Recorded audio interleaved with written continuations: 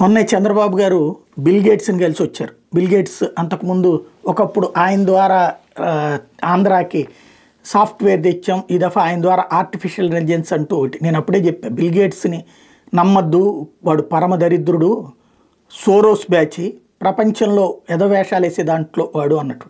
ఇప్పుడు రష్యా తాజాగా Bill Gates మీదన రష్యన్ సైన్యం సీరియస్ అయింది.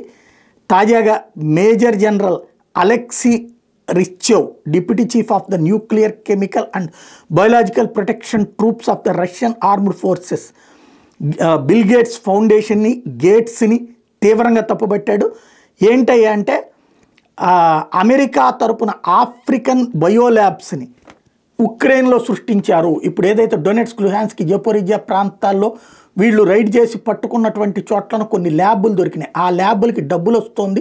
ఆ ల్యాబులు ఏమని పేరు చెప్తున్నారు, అమెరికా ఏది గేట్స్ ఫౌండేషన్ తరపున అని చెప్తున్నారు. కానీ గేట్స్ ఫౌండేషన్ అక్కడ చేస్తున్నటువంటిది ఏంటయ్యా అంటే ఏది మన కెమికల్ బాంబ్స్ అంటారు కదా, వాటిని అంటే మానవుల్ని చంపడానికి, ఇప్పుడు మన కరోనా సృష్టించిన బయోలాజికల్ వెపన్స్ తయారు చేయడానికి ఉపయోగిస్తున్నారు అన్నటువంటి విషయాన్ని కనిపెట్టింది. The allegations raise chilling questions about the involvement of global elites in dangerous biological research. Could this mark a turning point in the ongoing global debate about biolabs and their purpose? What is being hidden from the public? ఇది ఇప్పుడు అంతర్జాతీయంగా ఉన్నటువంటి వాళ్ళు వేస్తున్నటువంటి ప్రశ్నలు. అంటే ఒకటి, మానవుల మీద పరీక్షలకి కూడా వీళ్ళే ఇప్పుడు ఇక్కడ ల్యాబ్ పెట్టమనేసి ఇక్కడ అడిగితే పెట్టేస్తాడు.